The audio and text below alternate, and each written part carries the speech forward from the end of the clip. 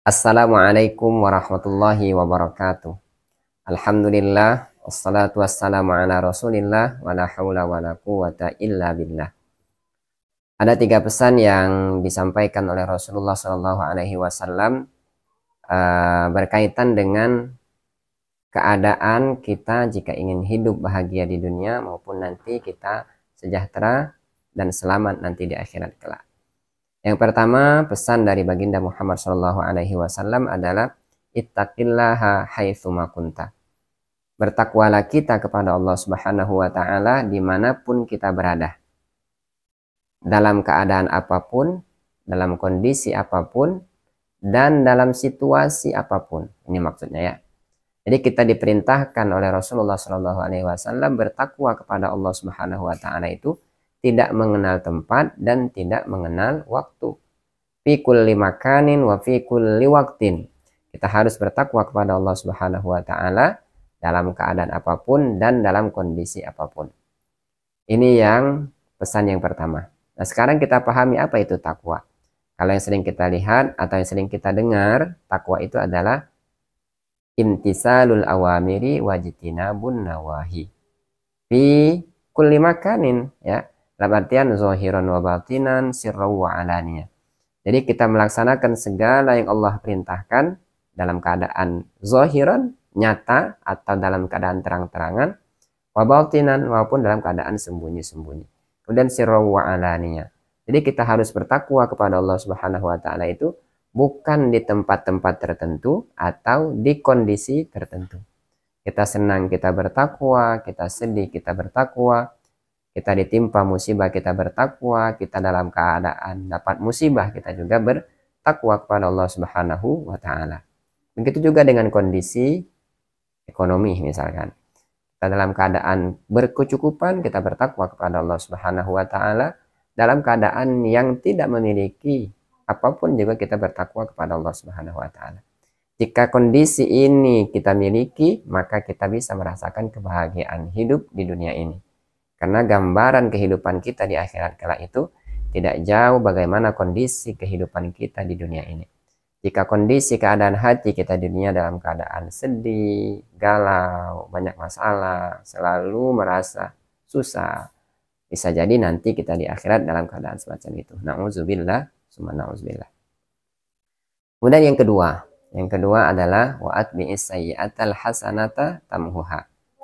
Kita diperintahkan oleh Rasulullah Shallallahu Alaihi Wasallam, jika kamu melakukan sebuah keburukan, melakukan kesalahan, melakukan kemaksiatan, atbi'is sayyi'ah hal hasanata. Iringi keburukan-keburukan itu dengan kebaikan-kebaikan. Jadi jangan kita berputus asa kepada Allah Subhanahu wa taala pada saat kita melakukan kesalahan, karena memang manusia itu disebutkan di dalam hadis Rasulullah Shallallahu Alaihi Wasallam itu adalah mahallul khata' wan nisyan. Tempat kita ini, manusia ini adalah tempat lupa dan tempat salah. Nah, pada saat kita menyadari kesalahan itu, kita iringi kesalahan itu dengan kebaikan. Kenapa? Karena tamhuha. Maka keburukan-keburukan itu akan dihapus oleh kebaikan-kebaikan yang kita lakukan. Jadi jangan kita berputus asa pada saat melakukan keburukan, iringi keburukan itu dengan kebaikan-kebaikan kepada Allah Subhanahu wa taala.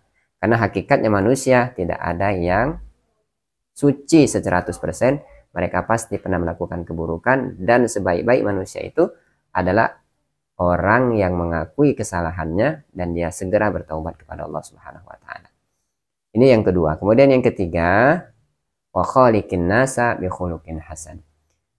Orang yang ingin mendapatkan kebahagiaan di dunia maupun nanti di akhirat adalah dia bergaul, berinteraksi kepada masyarakat, kepada lingkungannya bi khuluqin hasan, dengan akhlak-akhlak yang baik.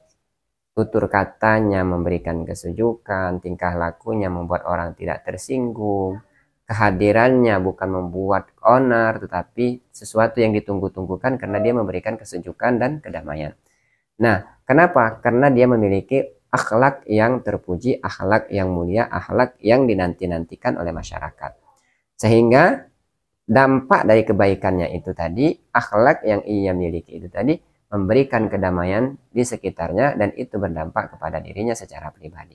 sehingga dia akan mendapatkan kebahagiaan hidup di dunia, lebih-lebih nanti di akhirat kelak. Teman-teman sekalian yang dirahmati oleh Allah Subhanahu wa taala, jadi ada 3 hal yang mesti kita tanamkan di dalam diri kita. Yang pertama berkaitan dengan hak Allah Subhanahu wa taala, yakni kita bertakwa kepada Allah Subhanahu wa taala dalam keadaan apapun dan dimanapun.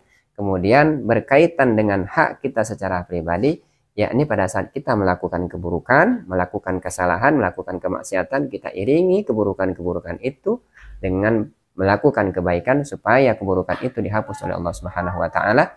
Dan yang ketiga adalah kita harus memiliki akhlak yang baik, karena akhlak yang baik itu akan memberikan kebaikan kepada lingkungan kita, dan itu sangat besar pengaruhnya kembali kepada diri kita.